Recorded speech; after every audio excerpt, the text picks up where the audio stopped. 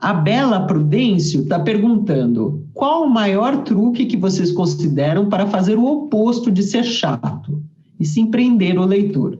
Bela, tem vários truques, mas o maior deles é você ser imprevisível. Ou seja, você engana o leitor. Você dá a impressão de que vai levar a história para um lado e aí leva para outro. Aí, quando o leitor já entendeu, tá, então tá me levando para esse outro lado, você leva para mais um. Aí o leitor fica assim, como assim? Para onde está indo essa história? É isso que você quer, tá? Fica assim, o que vai acontecer? Como assim? Isso então, é o que prende, né, o leitor. É o que prende. Ele vai achar que ele está manjando tudo. Aí, de repente, ele toma um peteleco e a história caminha para o lado completamente Exatamente. diferente. Eu vou dar um exemplo que virou filme até, uma história do Stephen King. Stephen King é bom disso. Eu acho que ele exagera um pouco em algumas caracterizações, mas ele é bom de enfiar acontecimentos surpreendentes em alguns momentos, né?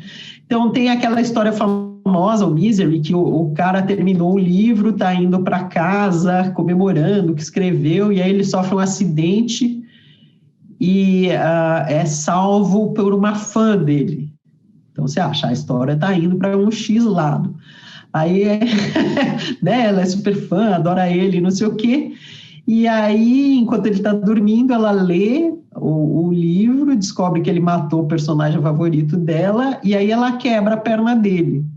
Veja, isso é inesperado, né? Você não esperaria que uma fã, confessa, ficasse tão brutal a ponto de quebrar a perna do escritor. Veja como é interessante isso. E veja que tensão que cria, né? Então, quando você lê autores que brincam bastante com essas viradas, você percebe, eles vão dando a impressão que vai para uma coisa, né? Pode ser lá uma história de amor, um sexo, um suspense, vira outra coisa de repente. Mas é interessante, é cabível e tem a ver com a história tal, e faz sentido ali. Eu gosto muito quando autores me surpreendem assim, e acho que essa é uma coisa que você pode praticar assim, de farra até. Você está assim, poxa, essa história parece que está assim, é aqui que eu vou fazer uma reviravolta. Então, dá uma pensada para você começar a realmente divertir quem está lendo você, porque você vai apresentando acontecimentos inesperados. O Kaique perguntando, é chato ter alguns desenhos nas páginas do livro? Não, pode ter. Tem umas histórias que tem ilustração, não tem problema. Mesmo em livro de adulto.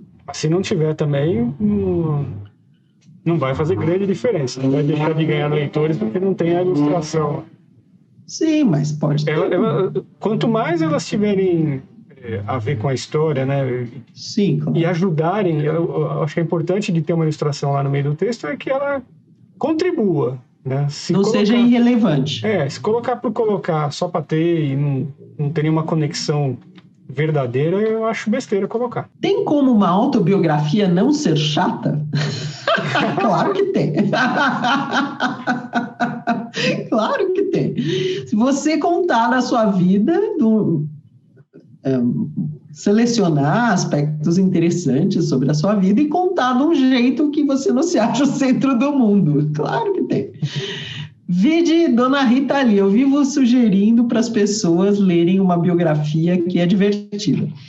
E tem gente que não gosta, tem gente que gosta, né? Mas a Rita Lee tem o charme de ser desbocada. E ela é desbocada na biografia dela. Então, ela conta uma biografia falando dela mesma, da família dela, dos amigos. Ela, aliás, fala mal de todo mundo. Tem gente que se ofendeu. Mas ela não foi processada. Ela não foi processada, ela citou um monte de nomes, porque aparentemente o que ela disse é verdade. Então, ela disse coisa pra caramba, falou mal de um monte de gente. Mas o que é? Ela é engraçada, né? Então, ela fala mal daquele outro, conta casos escabrosos, inclusive casos escabrosos nos quais ela fez muita besteira. Você fica assim, meu Deus, que vida louca. A vida do biografado, ela deve ser uma vida que seja interessante, né? Primeiro que ela é uma celebridade, né? Mas assim, não basta. Na minha opinião, não basta. É como a Laura falou, é criar uma boa narrativa e tornar aquilo lá uma leitura divertida.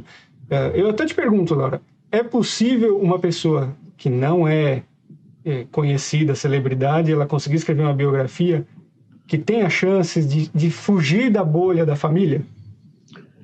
Eu acho que sim, se ela abordar na sua vida um tema que seja interessante para... Fora da bolha.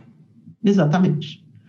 Então, você pode até ter tido uma vida bastante comum, mas você resolve realçar alguma característica que seja uma característica importante para a geração.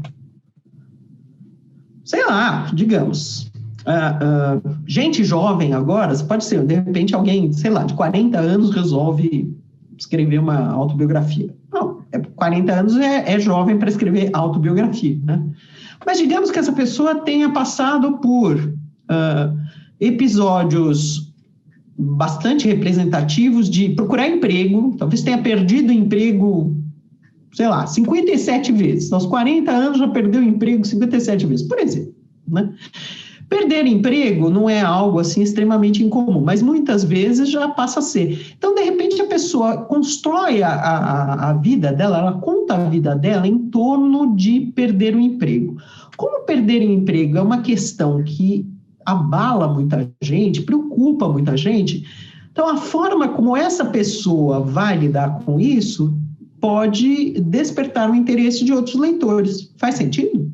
Isso aí. Ou, não precisa ser sobre isso, quer dizer, sobre qualquer coisa que desperte um interesse por não ser algo exclusivo dela e contado numa forma que seja literária, tá, gente? Mostrar em vez de contar, deixar claro que o leitor consiga entender o que está acontecendo, consiga entender os personagens falem coisa com coisa, quer dizer, todas aquelas coisas que não pode ter na né, não podem despertar chatice, não pode ter na autobiografia.